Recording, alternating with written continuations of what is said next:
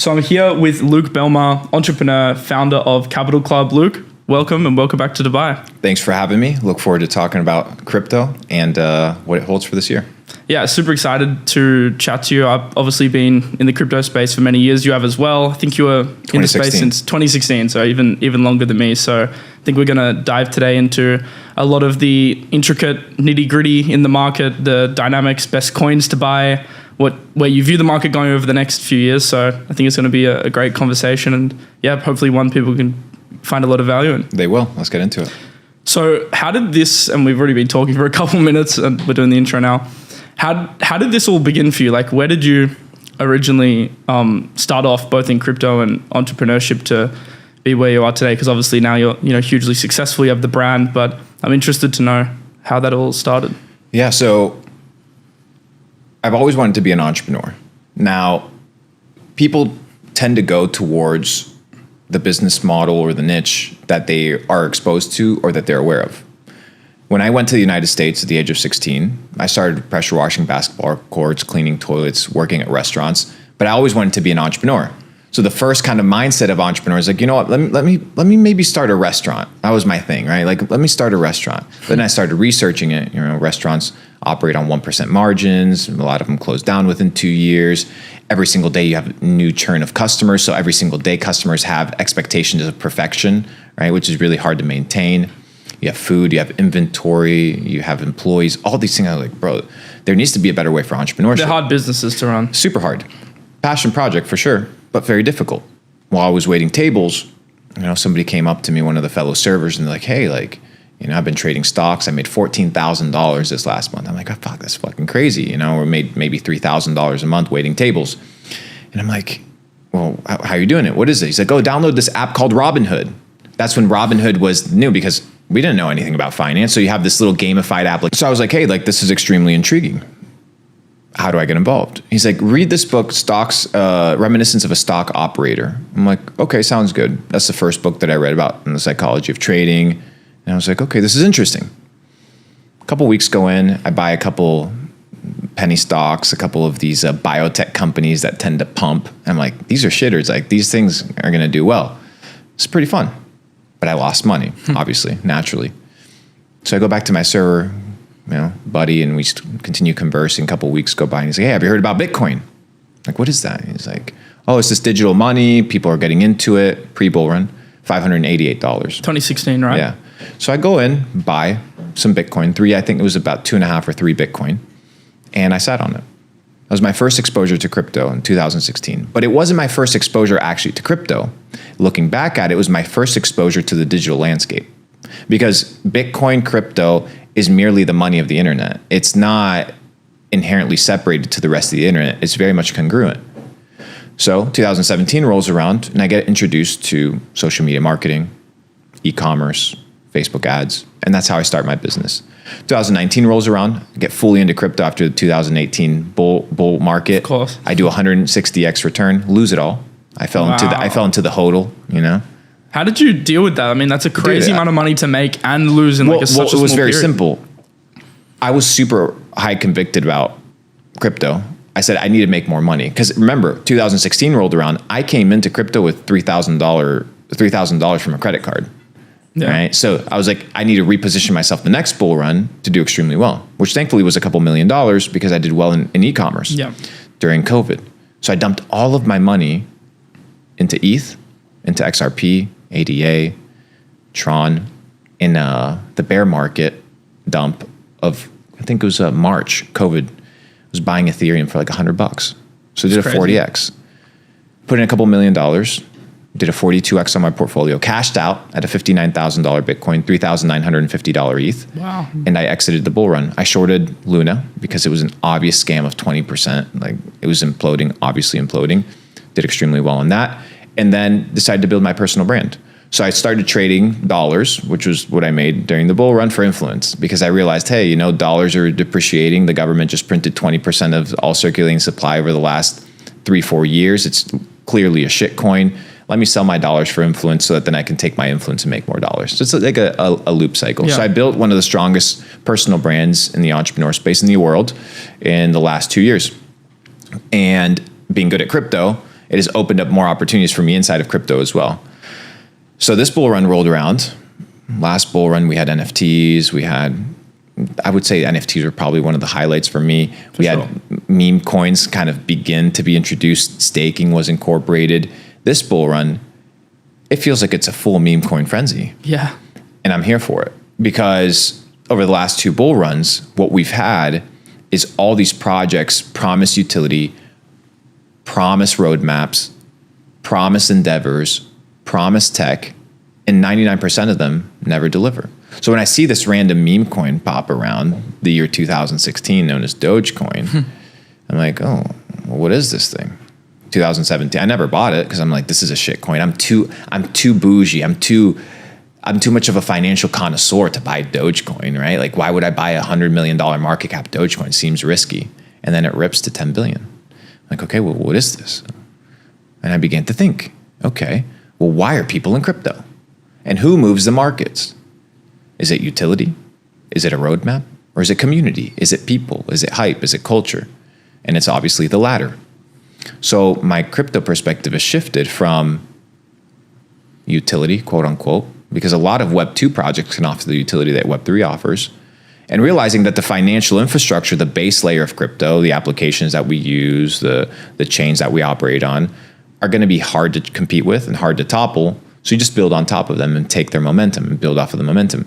And memes, in my opinion, are the most halal version of crypto. So what are some meme coins that you're interested in and why?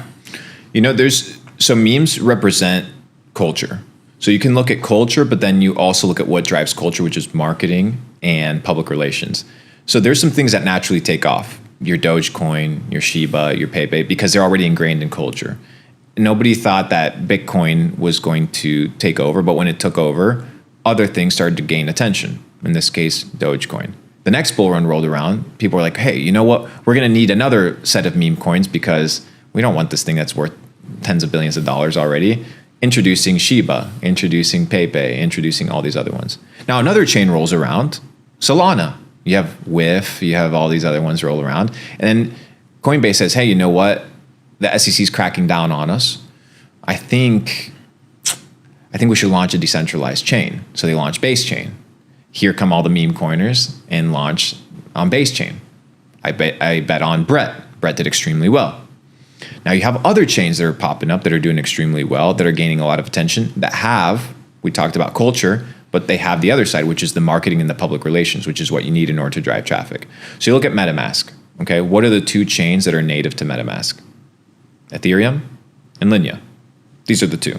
So these are 2 that are going to have great marketing and great public relations because they have money and they have teams. So what do you have on Ethereum? On Ethereum, you have all these different projects that are rolling around. Meme coins are abundant and generous. Linea is a new one that's rolling around. We have Foxy on Linea that kind of represents the mascot of MetaMask. It's a really good novel idea. Has the ability to take off. Then you have Solana. You have Binance Smart Chain, new tokens rolling out there. It really is about trends, teams, and narratives. That's what it boils down to. So you want to be vested on every potential chain. You want to find the winner on every chain because every chain is going to have their meme winner. And then you want to find the teams that have the best public relations and the best marketing. You don't care about dev work. You don't care about any of this stuff because it's a meme coin. So the ones that I'm looking at, Base Chain, Brett, simple. Solana, MPC, because I talk a lot about being an MPC on Ethereum, Foxy on Linea, and nothing yet on the Binance Smart Chain, and nothing yet on Ton. I'm still looking at because you got to wait to see what the winner is as well. You have to wait to see what the winner is. Otherwise, you can get in too early sometimes. But you can predict the winner based off of the public relations and the marketing. Yeah. Because those are the 2 strongest indicating factors. So for example, you look at Foxy, how they launched, right? They launched most of all the major exchanges off of day one. $100 million market cap off rip. Really strong team, really strong narrative, really strong marketing. Okay, it makes sense. They need to work on the incorporation of the Linea chain, things like that. But what makes me bullish? The fact that you can buy on centralized exchanges. Path of least resistance. Easy to operate. Are people going to go on Base Chain to buy Brett?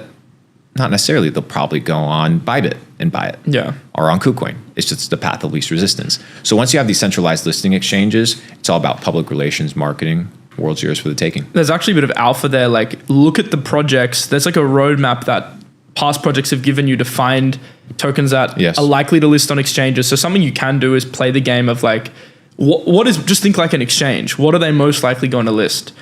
Something that's decentralized, something that has a strong team, something that has mindshare and users. Generally speaking, at some point they'll list it if the volume's there. So if a meme coin has great volume, great community, is decentralized and fits the exchange book, you can also pre-position, and that's what a lot of people did with Brett, and then it ran. And then you need to, and then these meme coins need to have enough liquidity in order for you to exit positions. You see these bullshit inflated market caps, but there's enough daily volume traded, there's enough interest in order for you to exit positions. So all the ones that I mentioned are easy exitable positions based off of the liquidity and the demand. Yeah, people don't think of liquidity. Like new investors, they think, oh, it's 100 mil market cap. Well, if the 2% depth is $15,000, you can't sell more than like a 10K clip without, nuking price 1 to 2%, and you get crazy slippage. So it's like you gotta factor in liquidity if you're dealing with size. And that comes down to momentum. And momentum comes down to narrative. And narrative can be built by public relations and marketing. So find the public relations, find the marketing, find the people that have the winning roadmap. Exchange listings, partnerships, KOLs, decentralized supply, really fast moving teams, good memes, good graphic design work, good virality and distribution. You'll find a winning meme. You know why else liquidity matters? I got one more point on this. The big players, the whales, like they aren't trading $10,000, $20,000. They want to get into a meme. They want to buy 5% of the supply. They want to put $10 million in. 99% of memes are simply not able to do that without massively impacting price. So the tokens that do have big exchange listings and a lot of liquidity on chain through the LPs, like these are typically the ones where like whales are almost forced to position themselves there if they want exposure. And like, even myself, if I want to go in with a bigger bet, I'm like limited to a pool of memes. And those are naturally the ones that get the listings that perform better because they're the ones you can enter, like Pepe. And they have an an upward momentum spiral. Like the more momentum you catch in crypto, you see these charts, bro. They'll go from 100 mil market cap to $1 billion in 3 weeks. And whales talk as well. Like if you're a whale and you've got $20 million, are you just going to say nothing? No, you're probably connected in the industry. You've probably got friends, partners that run agencies that can bring KOLs in, partners that are at exchanges. We're running our own Wall Street. That's what happens in Wall Street in the back end anyway. So those are the memes I'm looking at, brother. Those are the things I'm considering, the chains that I'm kind of observing. And all of these projects I think are going to be doing extremely well this bull run. Yeah, we'll update the audience on our social medias if we find anything. Yeah, why not? No false promises, no false illusions. They say what they say they are, and they fulfill their duty. Example? Exactly. So once again, everything we invest in, whether you invest in a business, your money, your time, your resources into a business, 75% of businesses fail. You invest in the dollar. They can print dollars out of thin air. They can freeze your money. If you don't have it in cash, it's probably in a bank that can be frozen. If it's in cash, you're most likely considered a criminal nowadays. You can't even move it more than $10,000 at a time. You want gold? Perfect. That's a speculative asset. How much has gold actually moved over the last 10 years? Nothing compared to Bitcoin. Bitcoin is the new speculative asset. And as somebody that understands where we are currently in history, I understand that these leveraged ideas and investing your money in risky ways is just naturally where we are in the history cycle. Let me take you back to Weimar Republic, Berlin, Germany, 1940s, pre-World War II. It was degen center. All sorts of sexual depravity, drinking, alcohol, gambling. Why? Why was everything so rampant? Why was there so many prostitutes out in the street? Like OnlyFans. Well, because they realized it's better, I'll make more money than working. Well, okay, why? Because Weimar Republic was inflating their currency and debasing their currency by printing infinite amounts of money. So the currency that lasted 8 years, people don't know that. Wow. In and out. Shitcoin. It's a meme coin. So people began to speculate because they realized, hey, I can't hold this unit of currency, so I have to go invest in other things in order to hold my purchasing power. Dude, it's not our fault we're in this business. We've been pushed and forced into this business. I wish this was 1894, where I can go in with you, we're homies. I stop by your house on a bicycle. You get your bicycle, we're 27. We go to the factory. We make $1,000 that year. And in 2 years, we buy a house. And you can actually save the money because they're not printing it. They forced us into speculation. The entire market is propped up by speculation because nobody wants to hold the shitcoin of the dollar. You just hold the dollar temporarily as a unit base because you see it as 1 for 1. The big fallacy and the big scam of the dollar is that $1 actually equals $1 of purchasing power when it doesn't. From 1971 to today, the dollar's lost 99% of its purchasing power, even though it's all still denominated at 1 unit. It should be denominated at 1 penny for the dollar that it was. But they don't do that, right? Because that's the scam. So if you were holding $10,000 10 years ago and you wanted to spend it 10 years ago versus spending it today, you would be able to buy less things. Why? Because they're stealing from you. They're stealing your time, your energy, your attention through currency. So your job is to find an alternative vehicle to preserve your money, to multiply your money, and to preserve it long term. That's why Michael Saylor is bullish on Bitcoin. And do you have that belief? Is that your belief as Absolutely. well? Bitcoin? Well, Bitcoin is one of these ecosystems. Yeah. It's not the end all be all. It just happens to be the monolithic father that has the brand, the IP, the reputation, the network state to validate the decentralization. It's good. Trust. Bitcoin works. Yeah, everything. Bitcoin works. Is it going to be more in the future? We have the Ethereum ETF, potentially a future Solana ETF, and multiple other projects. Absolutely. But once again, we've been put into the situation by the money printers. So when I tell people, hey, crypto is another vertical for you to get out of the hamster wheel, consider it, I take it seriously. So where do you see Bitcoin going over the next decade? Or even longer? I mean, millions of dollars. Because if the US government continues to print money, that money is going to get siphoned and filtered into every asset class. Houses are going to increase in price. Salaries are naturally going to increase. The price of Bitcoin is going to increase. When we talk about $1 trillion market cap stock, like what the fuck is $1 trillion? Is Meta worth $1 trillion? No. But there just happens to be $1 trillion of liquidity in the marketplace that props up the value of that stock. The second scam is understanding how these big corporations collude with banks in order to exit their positions. So when you want to list a company public, you'll go to a bank and say, hey, I have my equities, I have my stock, I have what I own in the company. I would like to turn it into a commodity and sell it in the marketplace. So you get together with a bank, you go through the legal process, and you list your company on a stock exchange. Not just the New York Stock Exchange, it can be London, Hong Kong, anywhere. That is when you start selling to retail, right? So how do you drive up the price of your stock? The same way you drive up the price of crypto, news and narrative. Now, the beauty about crypto is that now more than ever, anybody can interact with it. You can buy if you're in Africa, you can buy if you're in Asia, you can buy if you're in South America. You don't need a credit card, you don't need a debit card, you don't even need a license. DEXs, right, have become super useful. But back to the stock market. They run news, we saw it, CNBC, Kramer, to create what? Liquidity, so that the people that own the stock are able to exit it. The entire creation of the stock market was a way for people to, not the peasants to get involved in the markets, but for the rich people to sell unnecessary and unwanted overvalued stock to speculators. Nowadays, people are realizing that the stock market is rigged. We saw it with GME, we saw it with AMC, and they don't want to play that game anymore. So they're naturally starting to go to other games that hold the actual same level of risk, like crypto. It's the same level of risk. You just have to be investing into the right things. I could take you to a section of the stock market, which is called the penny stock market, and they're $25, $30 million market cap companies. Less than a fucking meme coin. So is that a shitter? A little office in the middle of some strip mall that has one customer that pays them 20 mil a year, and now your company's valued at 40, and it's some shell company, and you just pump and dump through that. Dude, the entire game is a scam. And once you realize it, you don't want to play it. You want to make your own. I think that's why the Bitcoin ETFs have been like such a monumental thing, like especially long term, because a lot of these people that don't want to play that game, they now have like easy access, and they can access it through the same vehicles that they're familiar with. So Absolutely.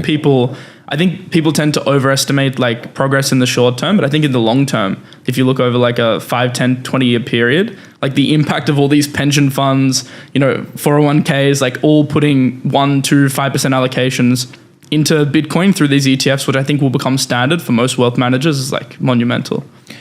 We are the next generation of leaders. We are the future.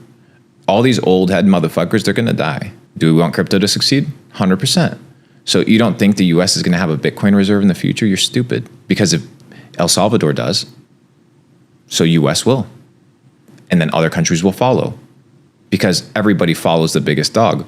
I wouldn't be surprised if Trump wins the election and announces the fact that they buy 1 million Bitcoin to just chill and just hold on to that. Well, I think they've probably already been buying Bitcoin for a long, long time. Think about it. Why would the government tell the people that they've been accumulating Bitcoin? All they're going to do is impede their own ability to accumulate supply. So it's actually in their interest. Fidelity's been mining Bitcoin since 2015. There you go. 2015.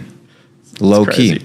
Yeah, this space is maturing, but it's still so early, dude. Because what we need to understand is that it's a new industry that's being created. The year's 1848. In the eastern colonies of the United States, they hear rumors that in the West, there was people and peasants finding gold in this place called the American River. After the president confirms, hey, you know what? There's actually gold here. There's real opportunity. 300,000 migrants moved from east to west on the pursuit of finding gold. It wasn't just miners that moved, doctors, lawyers, all people identified opportunity. Today, the biggest digital gold rush, or the money that we're experiencing, happens to be in the internet space. I don't have to deal with dangerous animals, treacherous terrains, thieves. I just have to log into my computer and I have access to the latest and greatest gold rush, maybe even the greatest gold rush in human history, where it doesn't care about your religion, your background, your race, your color, nothing. Do you provide value to the marketplace? You'll get compensated. Do you know how many people were left out of the California gold rush because of their age, gender, color, religion? Tons. No resources. Today, what resources do you need to get involved in the markets? A phone? Access to the internet? It's Everyone insane. watching this right now has a phone or a laptop that they're watching on. So you're either going to consume or you're going to produce. It's very simple. The asymmetrical bet online is insane, but the asymmetrical bet in crypto on top of the internet is even higher. You can go in right now as somebody that has no job, become a valuable community member in 10 different communities. And within 3 to 4 months, I guarantee you half of them are going to be offering you moderator jobs. and you'll have a full-time income. People don't realize that. Like, it's crazy. Like I've been working obviously in the content space and also on the agency side, like, you know, helping advise projects and stuff. And like, it's so hard to find good staff members, good researchers for content, good moderators for projects. I've got my business partner sitting over there. Like, it's really difficult. So like a message to everyone watching this, like, if you're serious and you like really lock in and you grind, not even for like 2 years, it's 6 months. Like, if you need a finance degree, it's 4 years, it's 10 years of working. You're going to climb the corporate ladder. Like, literally in this space, 6 months of like 10 hours a day, hard work, you can be in a position where, okay, maybe you're not making 6 figures a month, but you'll be making you'll be making a full income. Yeah, full income. 100%. And you have location freedom, time freedom, which is like all really, like, what are you making money for at the end of the day? And if your fixed expenditures are low, like we talked about before, now you have time freedom. Yeah, exactly. Now you're set. And now you create the mental real estate in order to identify more opportunities. This is readily available for everyone. I've been talking about this for a while. Most people are just lazy. Most people don't think that it's real. Life is so paradoxical, brother. All we had to do was work hard and press a fucking green button to get rich. That's it. People overcomplicate it. That's it. All you had to do was make money over the last 10 years and put it in Bitcoin. Oh, yeah, it sounds easy in retrospect. Okay, yeah, because it was. And in 10 years, it'll sound easy. That's all you had to do, motherfucker. But no, overcomplicated fucking this bullshit business plan, expenses. No. Make money, buy low, sell high. I think the issue is... The Bitcoin baby, fucking love it. It's so good. I think a lot of people, though, they're like conditioned, and this is the school system, right? For sure. Like, I went to a school that was also relatively, I guess, conservative, good school, but conservative. And I find like a lot of my friends, like, that I've, you know, been to school with, they find it really difficult to like make the leap and or try something and take a risk, because you're conditioned into like, no, you need to go to university, you need a corporate job, because how else are you going to afford a mortgage, and you need stability to pay off a 30-year loan. And I feel like it's obviously top down, that narrative's been driven, obviously, because it benefits the banks and gives them more liquidity to offer loans for credit and it keeps the credit cycle going. So it's actually in the best interest of these organizations to have this system. But I think people need to take responsibility and just accept like that is the system. Like a lot of you, and even myself, were born into. I think I got relatively lucky that, I found crypto probably similar to you. Like in the beginning, I had, curiosity of mind, and then I got a bit lucky, and then. But no. Do you know how many people heard about Bitcoin in 2013 and never did anything with the information? It's not about just having the information. It's about acting upon the information, because it's about materialize. You can have dreams and ambitions. If you don't materialize them through hard work and effort, it's not going to happen. You want to become a millionaire? Cool. It's not just going to happen. You have to materialize that dream into reality through action. Action is what brings things from mind to the three-dimensional world. It's what makes it real, right? So when people talk about this idea of, that we are the essence of God, right? God created the universe. Well, we have the ability to create things through thoughts, materializing it through action. So you want to become rich, you want to make money, you want to become successful, you want to develop a good physique, you want to develop a good network. Okay, perfect. You're going to have to expend the necessary energy in order to acquire that. There is no give and take. There is no aspect of, free for all. There's a price for everything. A price must be paid for everything. Yeah. That's just natural law. You want a tree, perfect. You're gonna have to plant the seed. Even what we do, like it's hard. It's not easy. It's not easy. But once again, we're talking about the asymmetrical bets and the asymmetrical upside. So if I'm to work 5 years, perfect. Do I want to work 5 years for a $50 million payout? Or do I want to work 5 years for a $50,000 a year payment? Well, the choice is mine. So I need to find the industry, the business, the vehicle, the narrative that'll propel me to my goal quicker. When the internet rolled around in the early 2000s, people were still using fax machines. They were still using different, the little 3-button bullshit with the phones and the palm tap thing. All of these businesses become obsolete, irrelevant. What hasn't become irrelevant is the narrative. So your job isn't to find a business model that is a flash in the pot. It's to follow a narrative. What's the narrative? The internet. The internet was the narrative. You could have just stuck around at the forefront and the cusp of internet innovation. You would have gotten rich. People that just bought domains and sat on them for 10 years, like any single word domain is now 6 figures. Buy low, sell high, baby. It's the name of the game, supply and demand. The reason Bitcoin's going up is because more people want it than people want to sell it. That's it. That's the essence of everything. Buy low, sell high. You want to do drop shipping? Cool. You're going to buy low a product and you're going to sell it high. You have an agency service and you have employees. You're going to buy low your employees' time and you're going to sell it high. You want to get into the meme coin space? You want to buy low and you want to sell high. It's all, the entire world is a meme coin, my brother. It's all a meme coin. Just people add all these additional fancy things attached to it that aren't necessarily needed. Now, my opinion is this is a dual-sided kind of perspective because we're talking about the positive things about it. Let's talk about the negative things about it. So we're talking about like, hey, crypto's great, but why do most people lose? If it's so good, why is it that most people lose? Well, in fact, it's not that most people lose. There's always the same percentage of winners and losers. 50% of people make money on the trade and 50% of people lose money. To me, 50-50 is still a better variable odd than business. Business is maybe 20% success? Holding on to your job. I think less than 10% of small businesses succeed over a decade. 50-50 partnerships within 5 years, fully dissolved, about 80% of them. Why? Well, because you're betting on that thing. Most people are making bets. Business model you endeavor on, that's a bet. You're betting your entire existence that that's the business model you're going to work on. Going to university and putting 4 to 6 years in is a bet. It's actually a time trade because... And this is you're exchanging time, opportunity, energy, attention for the potential of a positive future. When you haven't even positioned yourself for that positive future, you've just been sold that the paper is going to give you a positive future. And today, more than ever, nobody gives a fuck about the paper.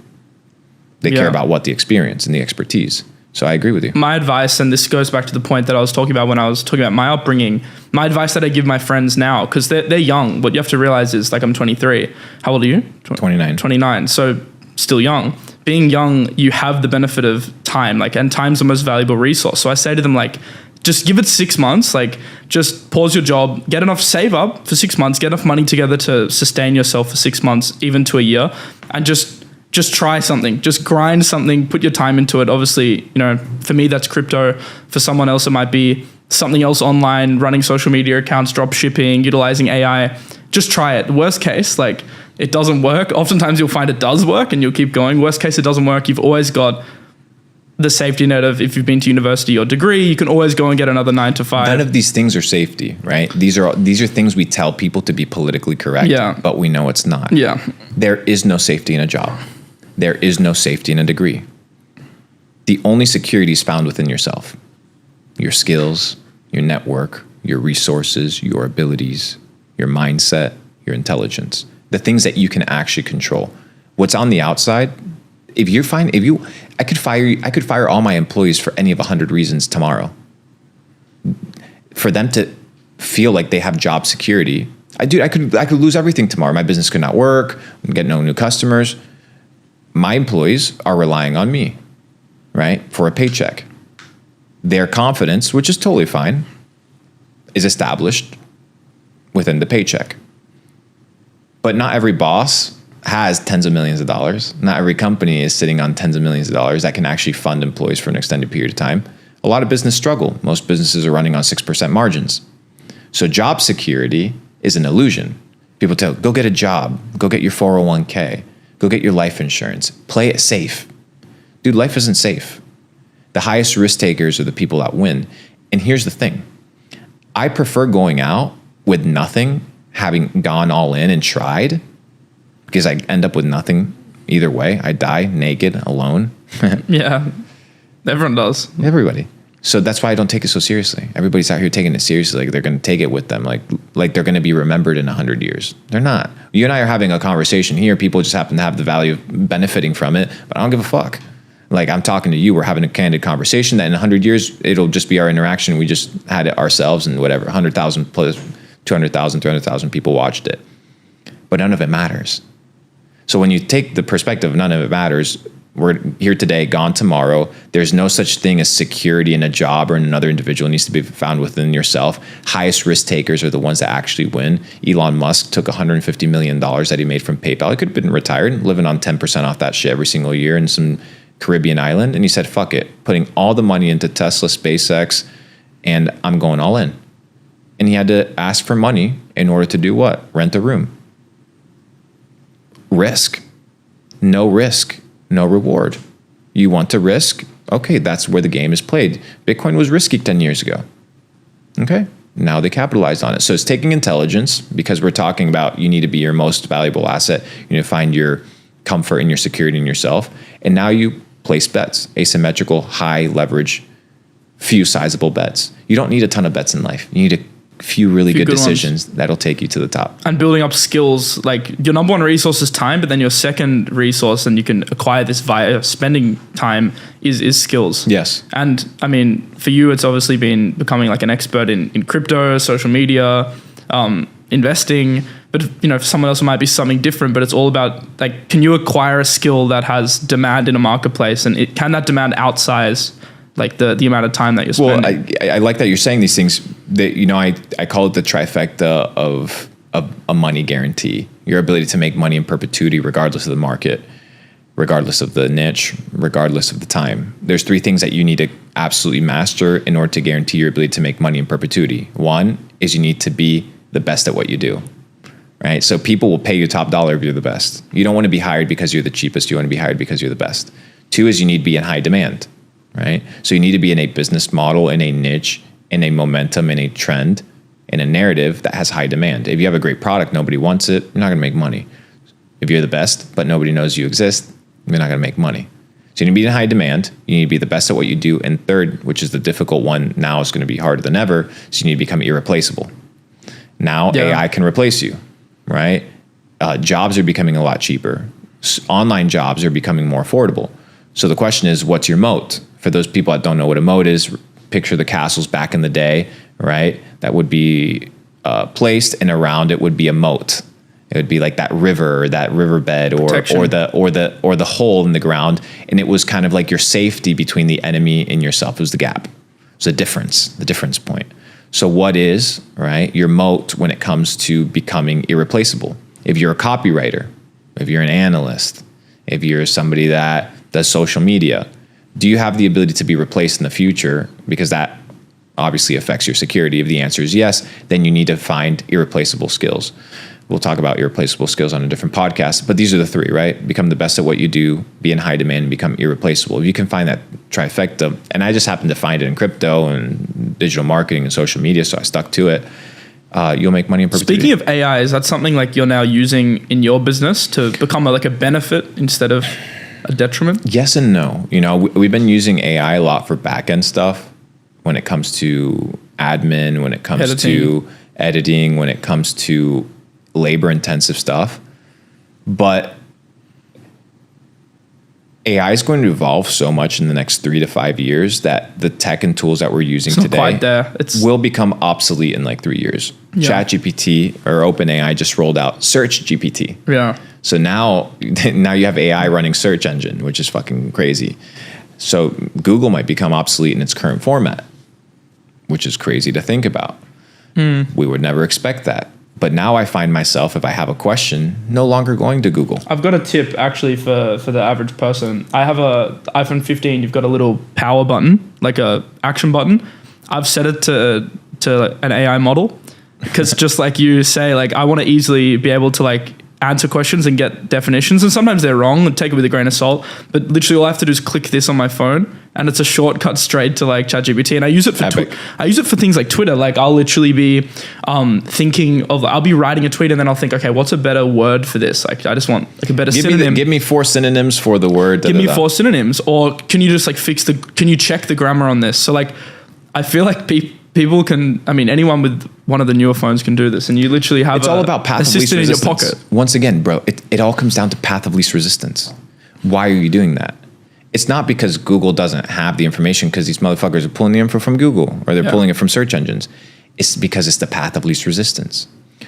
So once again, the money that you go into, the business you endeavor in, the niche that you pick, is it the path of least resistance to the top of the mountain or to the accomplishment of your goal?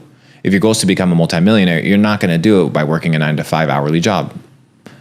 The expectation, the goal versus the actual input doesn't work. Yeah.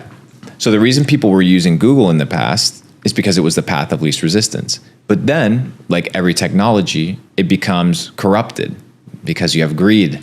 So the first 2 pages of Google, first 3 pages, it's all SEO, fucking ads, paid placements, paid articles. So you can't even trust the first 2 pages necessarily that you're going to get accurate information because you're probably being pitched. So people are realizing that now and they're like, why am I going to fucking spend 8 minutes searching for something when I can literally just ask my AI tool what piece of information I need answers to? Path of least resistance. And that's why the business works. Yeah, 100%. So I want to circle back into the crypto conversation now because we spoke about MemeCoins earlier. Obviously, that's a vertical that you're super bullish on. So I invest in 3 things. 1, I invest in trends. 2, I invest in narratives. And 3, I invest in teams. That's it. So what's the narrative of the bull run? I want to invest into that narrative. What's the trend? Trends is micro pumps or micro cycles inside of the narrative. So for example, biggest bull run cycle in history because institutions are in. Okay, that's the narrative. What's the trend inside of that? We had an AI trend when NVIDIA rolled around that lasted maybe 4 months. Is it going to come back? I don't know, but I rode that trend. MemeCoins, okay. Is it a longer trend? Is it potentially a narrative? I don't know, but it's there, it exists. So making money off of momentum. So narratives, trends, teams. Teams, you have to invest into winning teams. The reason I bought 1% of PancakeSwap supply last bull run was because I realized that CZ was inconspicuously involved. In 2017, when I bought BNB at $2, I bought it because I went on the exchange, I went on Binance, I was like, okay, I'm going to bet on this guy. Who did I bet on? I bet on CZ. I didn't bet on BNB. I didn't bet on the Binance Smart Chain. I didn't bet on PancakeSwap, the token, and that being the number 1 DEX on the BSC chain. No, none of that. I bet on the team. And the team is what carried. If you bet on Elon, not on Tesla, that's how you're going to make money. You're betting on the winning person, on the player.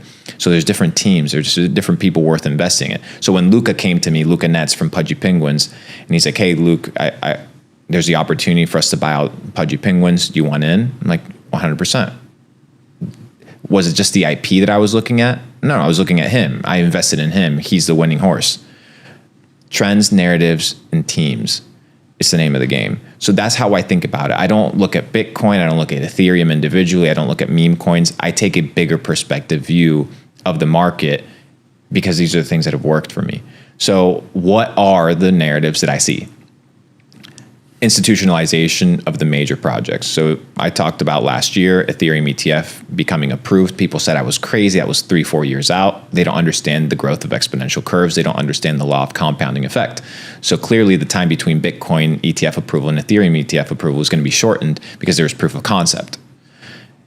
Next narrative, the global dominance of Bitcoin and Bitcoin now being used as a reserve fund across government institutions and across corporations. It's going to become a thing. It might take a little bit. People might do it, like you said, under the table, try to sneak in as much supply as they possibly can. But all we need is one gasket. And Trump actually wants to buy back all the miners. All we need is one gasket to blow for the entire fucking thing to rip. For China to it's just one signature. Yeah. And China's back in business. Do you think they're going to lose out? You think they're not going to fight? 100% they will. That's asymmetrical upside for you. There you go. Pretty much unlimited upside on an event like that. But downside is, and because they're realizing, hey, we don't have to value Bitcoin as our currency. We just have to use it as a reserve to prop up our currency. Yeah.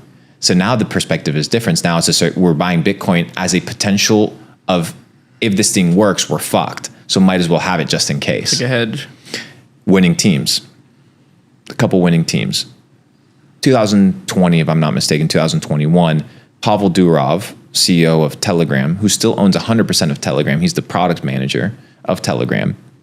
He decides to launch TON. At that time, it's called the Telegram Open Network. But they had a lawsuit with the SEC because they raised billions of dollars. They weren't allowed to, blah, blah, blah. So they issue a refund. Then they do a public event where you can mine the tokens. You're good to go. Fair launch. Last year, I'm like, what is this TON thing? I start exploring it. What is this thing that I see on this platform? I download it. I download a wallet on my Telegram. I start utilizing it. I'm like, oh shit, like this is the future. Why? Well, because the guy that owns the platform of communication, the distribution, the 950 million users, he's the same guy that is now allowed a payment infrastructure and a blockchain to be built on top of what he already owns. So if this guy for the last decade has been the product manager of his own company, there's only 30 people working on Telegram. It's an ultra profitable company. They're censorship free resistant, which is what you need in order to transact. You need freedom of communication and freedom of transaction in order to be truly free. Track record of winning. Yes. Okay. Let me bet on them. Yeah. Very simple. So at a $3 billion market cap, I start shilling the fuck out of TON. Yeah. Why? Because it's obvious. What's it sitting at now? Like $25 billion market cap. Yeah. What do you see the upside on TON? You think it can go? It's a $25 coin. Yeah. I think it hits $100 billion market cap. Dude, it's the only bear market proof crypto in the world. The way I view TON is it's like, as you said, it's one of the only chains where it's probably got like real, like actually the ability to convert real users. If you look at all these other chains, it has real users already. So all they need to do is convert proof them. Users. Yeah. Because now they rolled out a crazy feature on TON. So Telegram, the fusion of both, I can now send money via USDT to your Telegram username. So cool. I tried it out the other day. Sick. I can literally just ping you. It's sick. $1 million if I wanted, like right now. It's crazy. It's insane. Instantly. And now with USDT and USDC, the companies, obviously Tether and Circle, they're rolling out different pairs. So now they're rolling out the euro. And what TON's doing is now not only remittances for free, so I can send you $1 million for free to your Telegram username, they're doing Forex swaps for free. So now I can swap from USDT to euro and off-ramp for nothing off of a fucking communication application, dude. It's crazy. It's the path of least resistance. It's like WeChat in China. It's a super app. Yeah. It's a decentralized super app. It's the ambition of a decentralized super app. Once again, winning teams. So you look at winning teams, you look at the trends, the narratives. People are on mobile. People utilize their phone. People don't want to download 90 applications. Most people are not hopping on their... Dude, it's so annoying to hop on your laptop, open up your Chrome extension, connect your wallet. We do it because we have to for security purposes. 99% of people, they don't want to do that shit. They want easy access, safe blockchain, protection, communication, transaction. That's it. You know what's funny though? Even the janky MetaMask ledger setup, I find is still easier than like issuing a bank payment. Like it's a lot easier, bro. You get the conversion fees from currency to currency. Everything. It takes 4 days. You put in like something slightly wrong. It bounces back. I mean, obviously, same thing could happen with a address, but you're probably copying and pasting to minimize the risk. But even small things like, I walked into the Rolex shop the other day. I saw a nice piece. I'm like, okay, I'm going to buy it. Okay, sounds good. Let me put in a deposit. And I'm like, I'll come pick it back tomorrow. Okay, sounds good. On my way the next day to pick up the watch, I have to call the bank. Not because I don't have enough money, but because I have to get permission for them to enable a $50,000 spend. That's fucked. What happens if they say no? Oh, they'll never say no. Well, that's your misunderstanding of financial institutions. That's your misunderstanding of how banks work. Because when you put your money into the bank, you're betting on the bank. You're betting on the bank not defaulting. You're betting on the bank giving you the money back. You're betting on the bank being solvent. All the things that we know banks don't do. Because the banks are not in the business of deposits. When you deposit money into the bank, your money isn't safe. It's an illusion. You're lending your money to the bank. That's why you get an APR. As soon as you get that 0.1% return. A pretty low one. As soon as you get that 0.1% return, or if you get a money market account, maybe 5% return, the money that you've deposited becomes a liability. So what you see displayed on your application bank account is merely a receipt of what the bank owes you. So when you swipe your card, it's not that you're spending your own money. It's that you're pre-authorizing the expenditure that the bank is covering, and then with what they owe you, they'll cover the balance. So if the bank is not in the business of deposits, what's the business of the bank? Well, the business is in the bank of fractional reserve banking. That's what we hear. Well, banks don't fractionalize reserves. That's not what the bank does. Okay, so if the bank is not in the business of deposits or fractionalizing reserves, what is it in the business of? It's in the business of credit creation. That's the name of the game. Most of the money that's created in the space, in the markets, is credit creation. Banks are in the business of buying and selling equities. So they make a margin, they make a fee. Their job is to be the middleman. Their job is to create credit. 90% of the things that we see around us have been propped up by credit. The issue isn't credit. Credit isn't a bad thing. It's when you create credit that has no GDP or no real growth value attached to it. So if I get a credit for $10,000 Louis Vuitton bag and I spend that, there is no real GDP. There is no real stimulus or growth. It's just an expenditure. That credit creation is what is causing banks and the trust in banks to erode, because people are realizing, hey, we've been told that banks keep our money safe, but there's bank runs like Silicon Valley Bank, which is a huge bank. Yeah. So clearly we can't trust them. They're not in the business of fractionalizing reserves like we've been told. They're in the business of credit creation. So once again, if I leave my money in the bank, am I betting on their team? Am I betting on their narrative? Do I think banks are a winning narrative or a losing narrative? Losing. 100% losing narrative. Do I like their team? No, I fucking hate their team. So why would I keep my money with them? Why would I invest with them? And why would I believe in the fact that they're the future of the narrative? They're not. So I don't bet with them. I don't put my money with them. So where do you put your money? I can't say that on podcast. We'll talk about it after the podcast. Yeah. But I don't keep it in. Well, you can give like crypto, real estate, obviously general stuff, but it's smart man though. I don't keep it in crypto. I don't keep it in the banks. Yeah. I don't keep it in the banks. You can't trust the banks, because banks, once again, they're a business. They're not this financial hub of keeping your funds safe. For most of history, banks you probably still need small. Some money in the bank just for liquidity, but I mean, savings, right? Yeah, but once again, that's insignificant. People that have 90% of their money in cash and think that they're safe, that they have savings, they don't realize that that's not how money works. Yeah. It's not what money does. Money is not there to be saved nowadays. If it was 100 years ago, you could save money. If you were in Rome before they started peeling the edges of the gold coins just to devalue it so that they could make some new coins, if you were in Rome before that time, before the devaluing of the currency, you could just save. Yeah. after the devaluing of currency, you can't save. So we are in a situation where we can't save money. Now, we think about it in dirhams, USD, British pounds, like the top currencies. We need to think about the guy that's holding fucking Zimbabwe dollars or the lira or the fucking who knows what Turkish, I think it's Turkish lira. They're all shit coins. Argentinian pesos. Argentinian peso, all of it garbage, going to zero. If I was saving in any of those other currencies, if I was saving in the Japanese yen, I'd be broke. So what do we do? What do? You need to find a better vehicle to preserve your money and to preserve your purchasing power into the future. So I think, obviously, if you've already made money, that's hard assets like Bitcoin, real estate, gold. But even I believe... No. It starts at the basics. Even if you're making $1,000 a month, remember, we're talking about the saving gap. If you have a gap of $50, okay, that $50 in 5 years is not going to give you the same purchasing power of $50. It goes down to the dollar unit. It's not just about insane amount of money, because once again, imagine being like, hey, you know what? I'm going to go into the gold mines. I'm going to collect a ton of gold, but I have no plan on where to deposit or what to do with it. It's stupid. Yeah. You have to start with the end in mind. The end in mind is, okay, wealth preservation, freedom, long-term longevity. You want to know what your purchasing power is going to be worth in 50 years. Okay, well, where do you hold your money? It needs to be a scarce asset that's highly valued, that's fungible.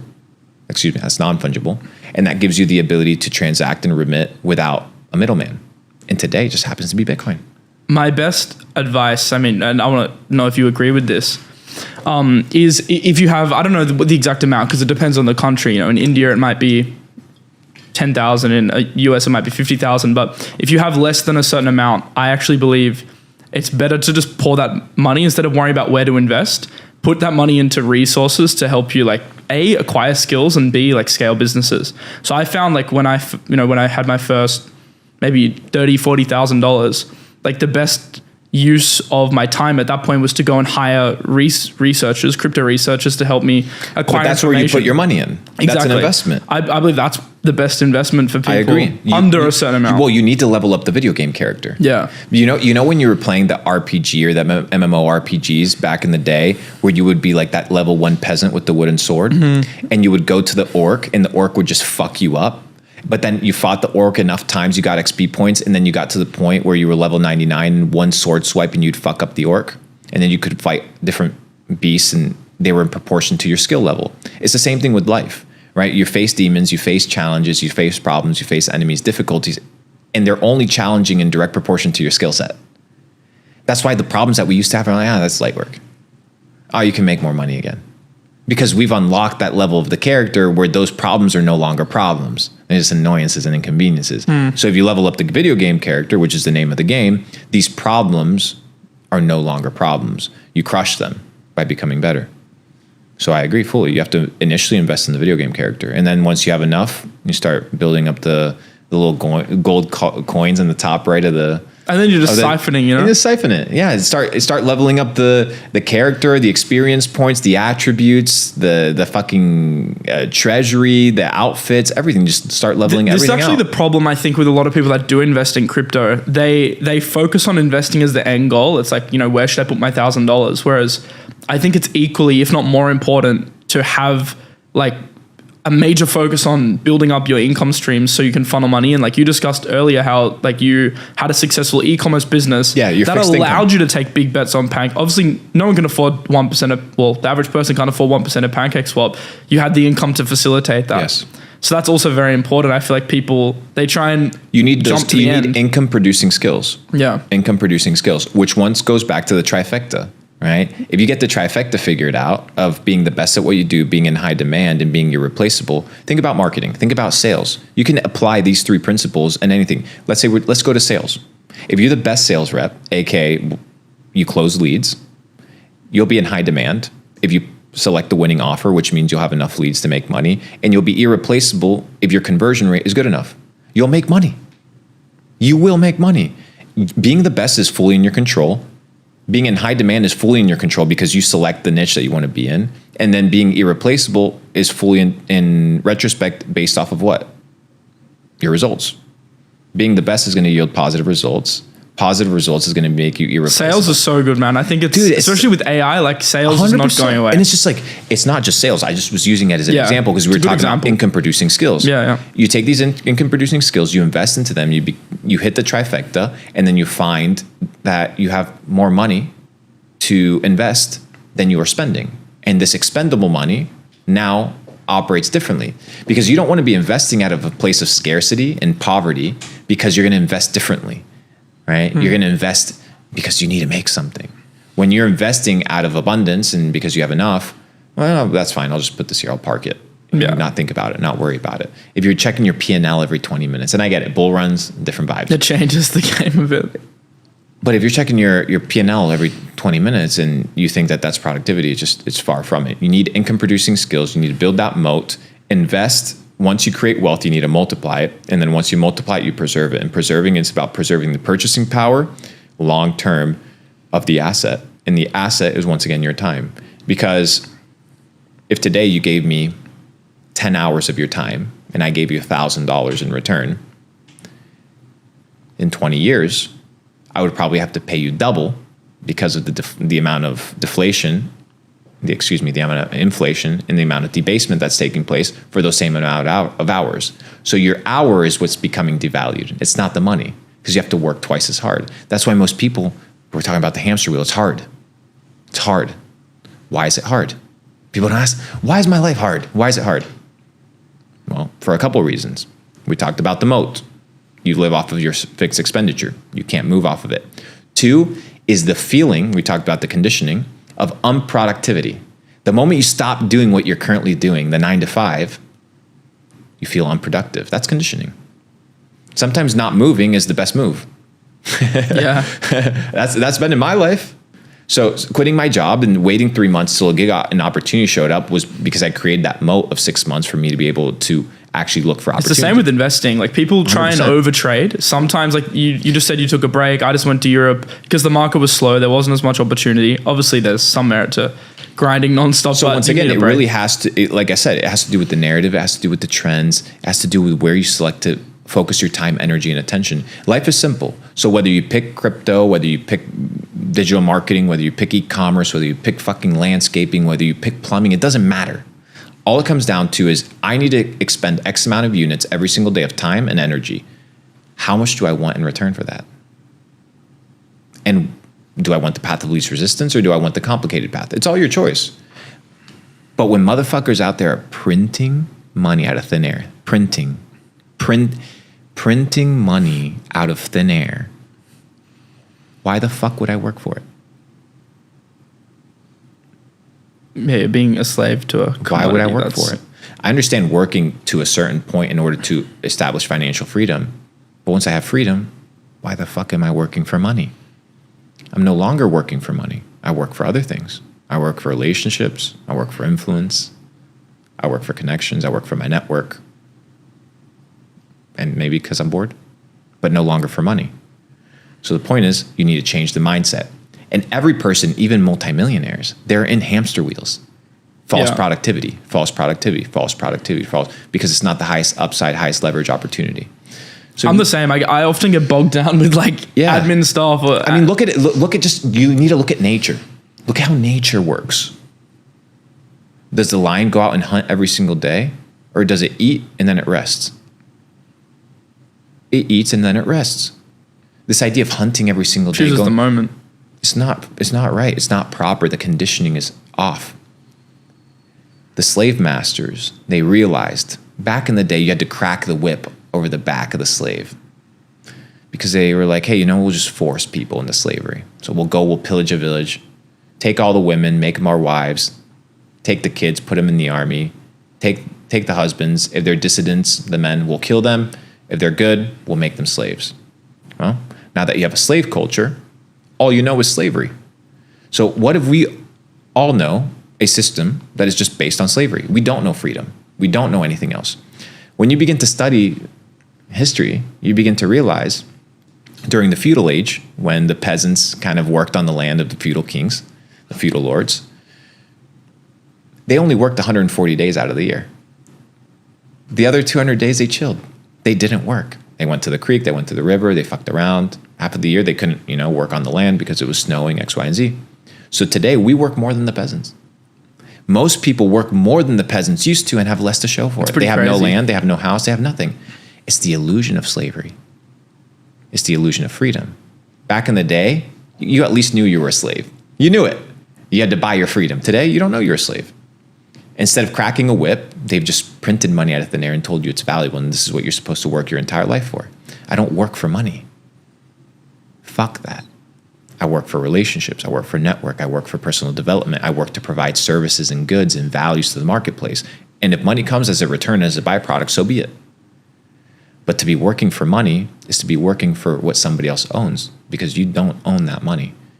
And most people, if I asked them, define money, they wouldn't be able to. So most people are working for something that they don't even know what it is. How do you define money? Well, money is technological advancement of medium of exchange and store of value. Back in the day, the first interactions of money was bartering. You would have cows, I would have pigeons, but it was an unscalable model, right? Because I would have to find somebody who actually wanted pigeons in order to buy my goods. We introduced the next technological advancement of commerce, which was coinage. It was the first time in history where people could actually save something that wouldn't die or wouldn't rot. And I could exchange it for fair value and you would accept it. So there was a medium of exchange. We agreed upon something. We agreed upon a store of value and it was easy to handle. That's money. Then we realized, hey, you know what? We're going to have to mine more gold in order to grow societies or mine more precious silver or we're going to have to go pillage another empire and take all of their gold. But now we have a lot of gold. We have big gold reserves, big treasuries. So we can't be moving all of this at all times. It's a big liability. Introducing the next facet of technological advancement of how people transact and how people save money, paper money. So in the California Gold Rush, 1848 rolls around, two dudes walk in, to California, one with the last name Wells, one with the last name Fargo. And they say, hey, you know what? We'll hold on to your gold deposits, and we'll give you paper receipts in return. Wells Fargo, $10 trillion assets under management, 150 years later. Then 1971 rolls around. And they say, hey, this paper units that used to denominate the amount of gold storage that you have, fuck that. Print as much money as you want. Next advancement of technological revolution, credit creation and fiat. Was it positive? Was it negative? Well, debatable. Depends on who you are. If you're the printer, you're chilling. If you're being printed on, you're fucked. It's been the most profitable period in history for crazy. Banks, investment funds. Absolutely. In businesses, countries, all together, there's positives and negatives, but the gap is insane. The next technological advancement of money, Bitcoin. Going back to peer-to-peer transactions. Remember, Bitcoin might be psyoped and co-opted because Bitcoin's, what's the title of Satoshi Nakamoto's white paper? Peer-to-peer electronic transactions. Not store of value. Bitcoin wasn't created to be a store of value. It was created to be a medium of exchange. Today, Bitcoin doesn't serve its primal function, which is to be a medium of exchange, but it was created that way. It was created to be a replacement for transacting with banks. This next advancement of technological revolution. It's the digital version of coinage. All the best properties of digital coinage of physical gold and coinage in a digital format. I think since it was created, the situation regarding fiat has significantly worsened. Like in the last 3 years, we've seen the money supply double because it's a debt spiral. It's like a death loop. There's no going back. You can't. There's no going back. It's dead. The U.S. is dead.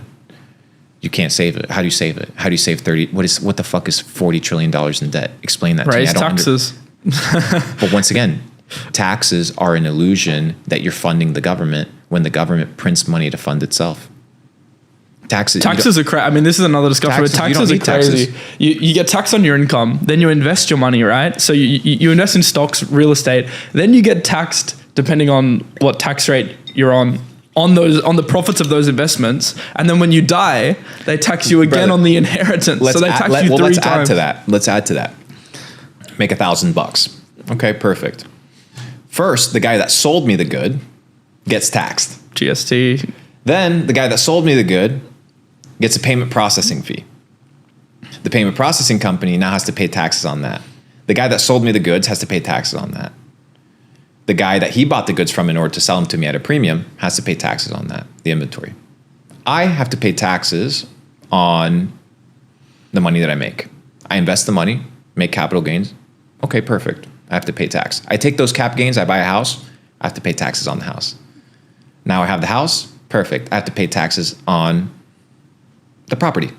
1% a year. Anything you get fixed, kitchen renovation, all of that is taxed. Property tax. I don't think you have it here in Dubai, but the rest of the world, if I go to New Jersey in the United States right now, and I buy $1 million house, there's a 1.5% a year tax. I'm from Australia. We have 1.5%.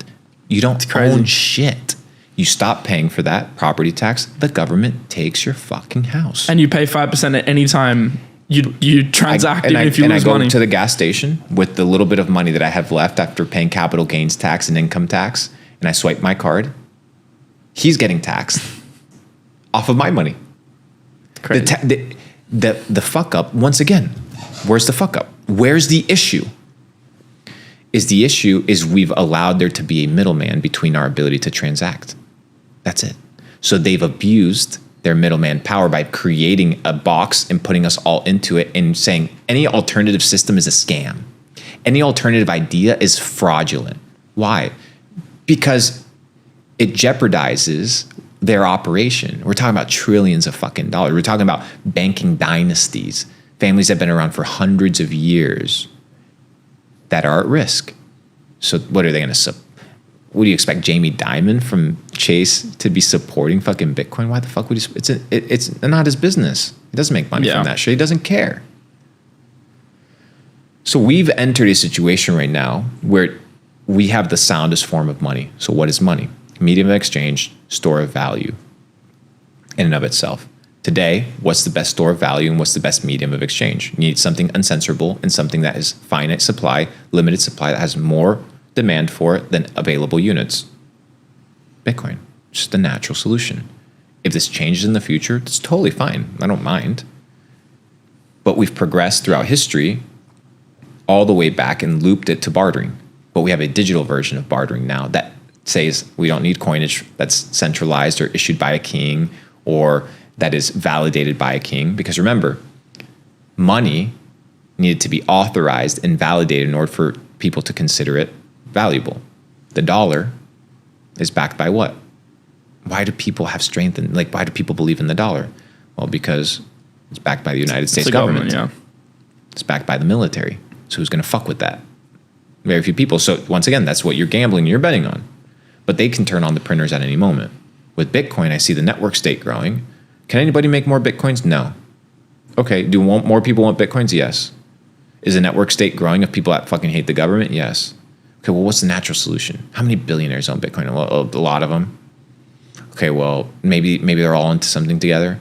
Maybe the conversation that they're having at Silicon Valley regarding the future of AI, regarding the future of censorship, regarding biometric scanning of your face in order to access the internet, in order to fucking send a payment on WeChat, WePay. What happens if you become a political dissident? What happens if the government doesn't fuck with you anymore? How do you buy things? How do you sell things? You need something that's outside of them. And that's what Bitcoin is. It goes back to the bartering system where I own my assets and I can transact and do with them as I please. That's the natural evolution of money, brother. This year, I think, has been the biggest shift in crypto. I did a video on this on my channel, which this podcast is probably on, about how this year's been the biggest paradigm shift I've seen in my 6 years in crypto. And it goes on to what you were saying of the owners of these banks, they haven't historically been proponents of Bitcoin or crypto, but we've seen the narrative shift. We've seen, Goldman Sachs, JP Morgan, Fidelity, all these funds really start to shift their opinion.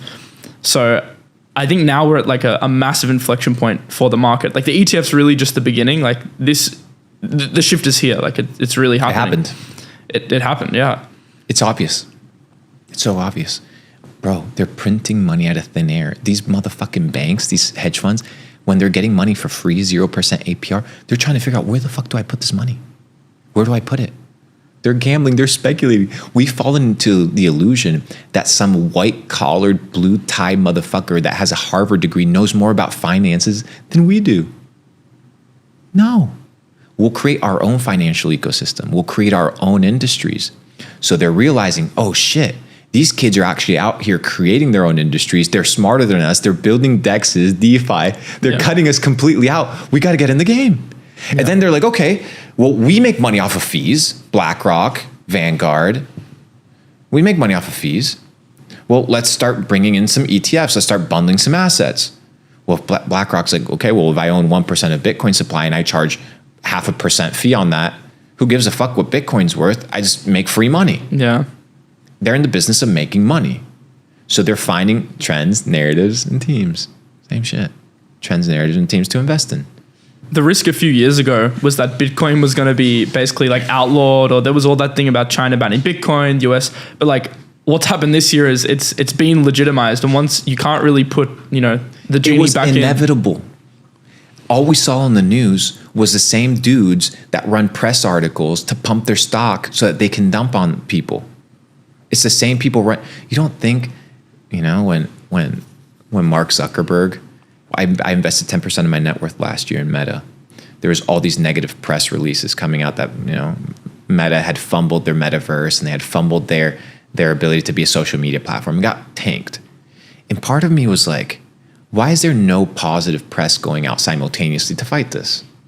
Right? Like if I'm a business owner and somebody says some whack stuff about my business, I'll come back and like smash it directly. But it was ghost from Zuck. It was ghost from Meta. Like, this is weird. The stock is tanking. And then I forget what was the announcement. I think it was right before Q4 of last year. They announced some really good profits that were coming into Q4. And I said, you know what?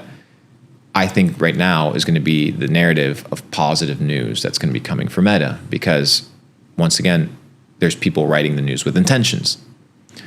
So anybody that's a CEO in the stock market realizes that one of your jobs is to move the chart. Your job is to control the chart. Your job is to be involved with how the chart moves, because you have investors that you are responsible for. You have a board that you're accountable to. You're a publicly listed company. In comes Meta talking about fucking AI, talking about these multi-billion-dollar deals with NVIDIA. And it goes from 70% drawdown to all-time highs. All engineered with positive press, and all engineered to the downside with negative press.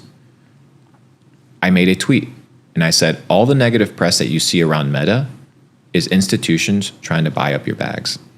And now that things are high, they'll start rolling out positive press once they want to get out to create liquidity. It's all narrative. It's all narrative. So when we see Bitcoin narrative, fuck Bitcoin, Bitcoin is a scam, Bitcoin's going to zero. Well, who's writing it? Who's behind it? And what's their intention? What's the intention of this article? What are they trying to accomplish? Probably taking my bags. So I don't read any of that shit. Yeah. I'm fully aware, fully convicted of what I own. I don't have to listen to some bumbo on New York Times. So aside from Bitcoin, I'm interested, because I want to wrap this up by talking about, some actionable stuff in the market. Let's do it. So Bitcoin, clearly, by now, if you've been watching the whole podcast, it's evident, like, we're obviously both very bullish on Bitcoin and have conviction. How do you view the altcoin market in relation to Bitcoin? Because historically they have been linked. So it's still linked. So do you view, let's say Bitcoin hits $1 million, do you think like altcoins, rising tide lifts all ships kind of effect? Not all ships, the best ships. The best ships. There's ships with too many holes in them. Yeah. Yeah. And those holes are like, everything. VCs liquidity, token, like pre-sales, product market fit, your ability to list your reputation, the amount of customers that you have. It's a lot of shit. The issue with a lot of crypto projects is, imagine Facebook 2006 when it just starts. They launched their stock that next year. Is Mark Zuckerberg ready with such an infant company to be managing a stock, to be managing investors as well as a company and profits? Very difficult for a CEO to do all of that. Today, in crypto, that's what's happening. You have people managing a chart, managing investors, and simultaneously trying to build a market fit product that onboards customers and that is profitable.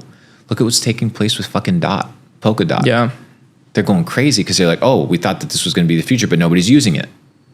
Going to zero. A lot of projects are. 99% of projects going to zero. So does it lift all boats? Maybe during a bull run speculation. Yeah. Long term, not at all.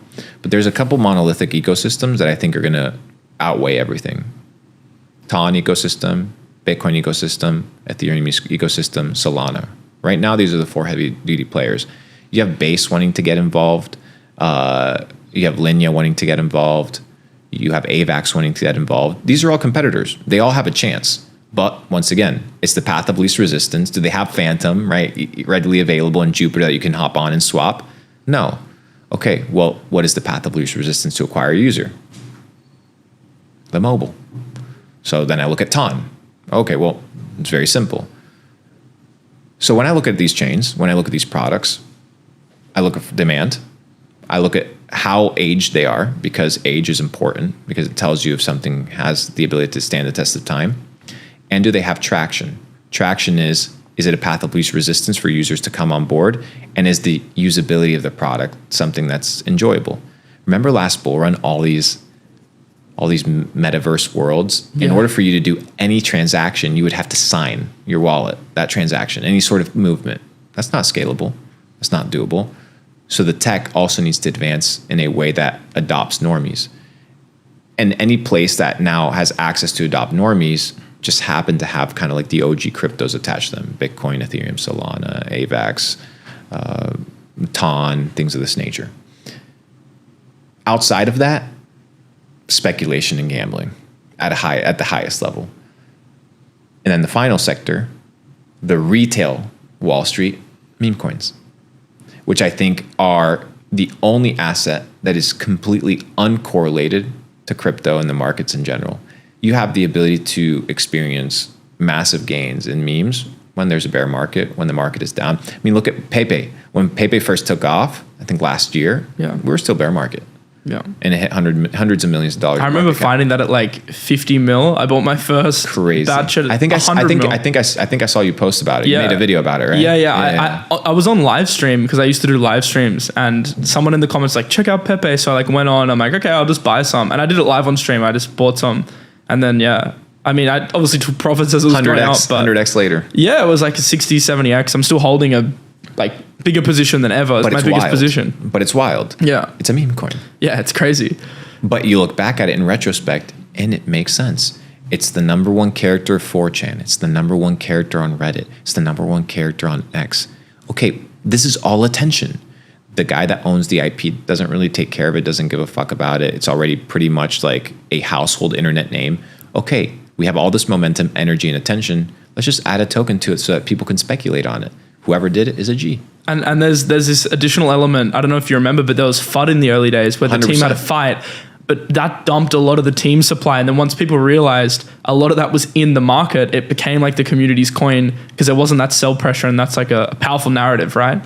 When it's like the community and they just pumped it. Yeah. I mean, that's how I'm seeing the market, man. I think actionables is get involved.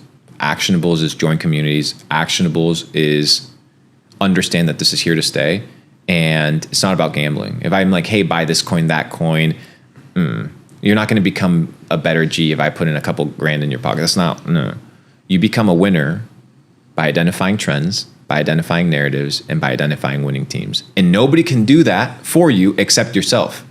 Even you listening to the things that I'm saying, go and research them. Spend 4 or 5 hours before you allocate your hard-earned money into different plays, because you could lose it.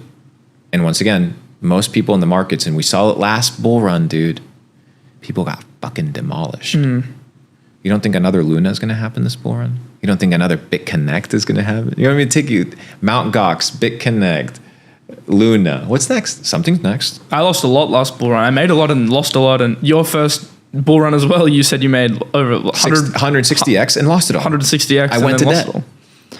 So, but sometimes you need to go through that stuff to like understand like how to actually play the game. And I feel like I've really changed my investing style since then. I think, you know, when you go into crypto, you're maybe a little bit blind, too trusting of like the promises and the hopes. And that's really what I think has solidified meme coins this cycle. People don't trust that status quo anymore, and they want something different. And that's where they don't want to be lied to, and they want to buy something that they understand.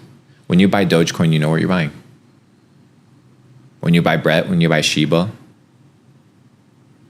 when you buy Foxy, you know what you're buying. You're buying a meme coin. That's it. And you're riding the momentum if the project has it, and you're riding the narrative if the project has it. High risk, high reward, baby. Name of the game. If you were just coming into crypto, would that be your number one focus? Like, obviously, after you understand the basics of how the market works, Bitcoin, Ethereum, would you dedicate most of your time to memes or? 100%. Yeah. Everything in the crypto space is a meme. And that's where you're focusing your time as well? I'm enjoying it, dude. I'm having a great time. It's fun, dude. And it's like, I don't have to read all these bullshit white papers about this imaginary tech that's going to roll around. Any of the high tech stuff, I'm already most likely allocated and invested into the likes of Monad, and I have a couple other investments that I've really deepened that are rolling out in the next couple of years, but they're not out to market. They're not ready to roll. Do you buy the L1s as well? Like, obviously, Ton, Solana, like... I have Ton, Solana, Ethereum. Bitcoin, Ethereum, and leverage long on AVAX just because I think it'll pump with everything else, and leverage long on INJ. I think what people need to understand as well is like something like Bitcoin, Ethereum, Ton, Solana, you can probably hold that with like quite a long-term view. Like even 10 years, obviously taking profits in bull runs. Whereas the meme coin game, that's you got to treat it differently. Days, weeks, months.